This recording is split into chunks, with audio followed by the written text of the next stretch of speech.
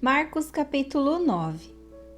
E Jesus terminou, dizendo: Eu afirmo a vocês que isto é verdade. Estão aqui algumas pessoas que não morrerão antes de verem o reino de Deus chegar com poder. Jesus, Moisés e Elias. 6 dias depois, Jesus foi para o Monte Alto, levando consigo somente Pedro, Tiago e João. Ali, eles viram a aparência de Jesus mudar. A sua roupa ficou muito branca e brilhante, mais do que qualquer lavadeira seria capaz de deixar. E os 3 discípulos viram Elias e Moisés conversando com Jesus. Então Pedro disse a Jesus: Mestre, como é bom estarmos aqui. Vamos armar 3 barracas, uma para o Senhor, outra para Moisés e outra para Elias. Pedro não sabia o que deveria dizer, pois ele e os outros 2 discípulos estavam apavorados.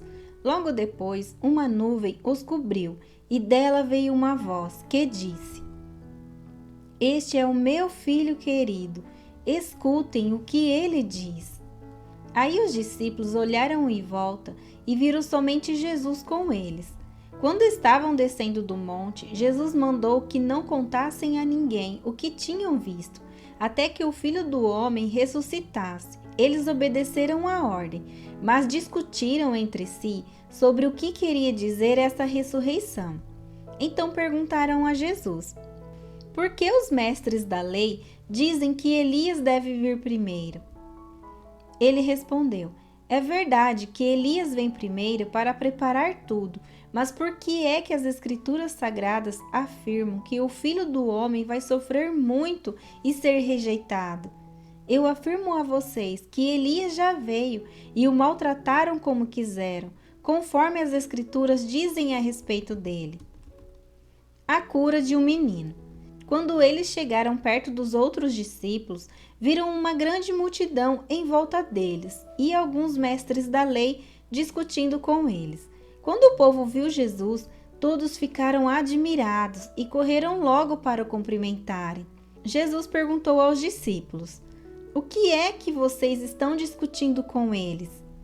Um homem que estava na multidão respondeu: Mestre, eu trouxe o meu filho para o Senhor, porque ele está dominado por um espírito mau e não pode falar. Sempre que o espírito ataca o meu filho, joga-o no chão e ele começa a espumar e a ranger os dentes, e ele está ficando cada vez mais fraco. Já pedi aos discípulos do Senhor que expulsassem o espírito, mas eles não conseguiram. Jesus disse: Gente sem fé, até quando ficarei com vocês? Até quando terei de aguentá-los? Traga um menino aqui. Quando o levaram, o espírito viu Jesus e sacudiu com força o menino. Ele caiu e começou a rolar no chão, espumando pela boca. Aí Jesus perguntou ao pai: Quanto tempo faz que o seu filho está assim?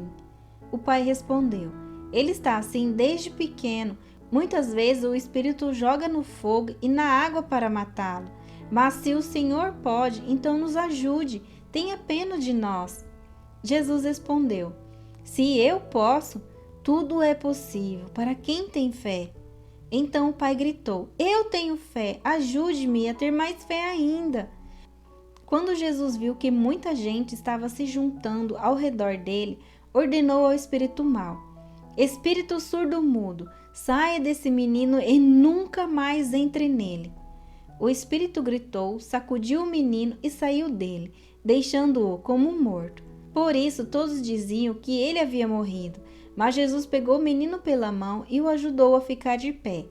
Quando Jesus entrou em casa, os seus discípulos lhe perguntaram em particular: Por que foi que nós não pudemos expulsar aquele espírito? Jesus respondeu: Esse tipo de espírito só pode ser expulso com oração. Jesus fala outra vez da sua morte e da sua ressurreição. Jesus e os discípulos saíram daquele lugar e continuaram atravessando a Galileia.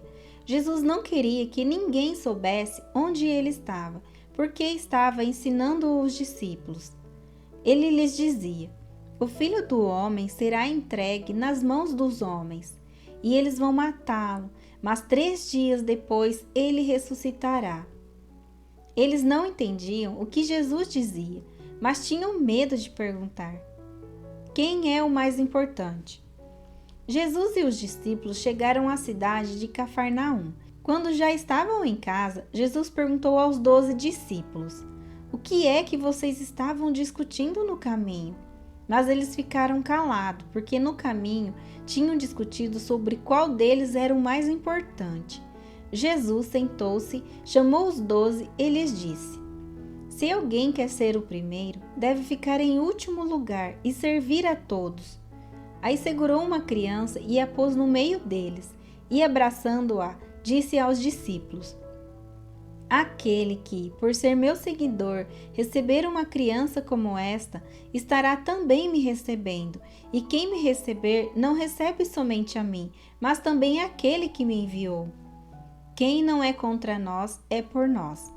João disse: mestre, vimos um homem que expulsa demônios pelo poder do nome do Senhor, mas nós o proibimos de fazer isso, porque ele não é do nosso grupo.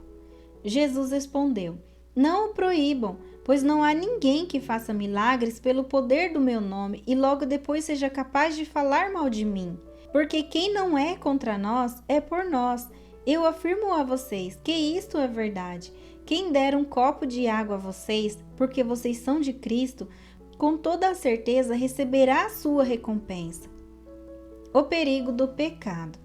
Jesus continuou: quanto a estes pequeninos que creem em mim, se alguém for culpado de um deles me abandonar, seria melhor para essa pessoa que ela fosse jogada no mar, com uma pedra grande amarrada no pescoço.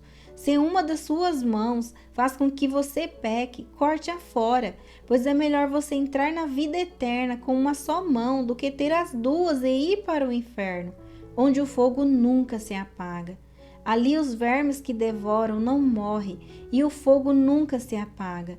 Se um dos seus pés faz com que você peque, corte-o fora, pois é melhor você entrar na vida eterna aleijado do que ter os 2 pés e ser jogado no inferno. Ali os vermes que devoram não morrem e o fogo nunca se apaga. Se um dos seus olhos faz com que você peque, arranque-o, pois é melhor você entrar no reino de Deus com um olho só do que ter os 2 e ser jogado no inferno. Ali os vermes que devoram não morrem e o fogo nunca se apaga, pois todas as pessoas serão purificadas pelo fogo, assim como os sacrifícios são purificados pelo sal. O sal é uma coisa útil, mas se perder o gosto, como é que vocês poderão lhes dar gosto de novo? Tenham sal em vocês mesmos e vivam em paz uns com os outros.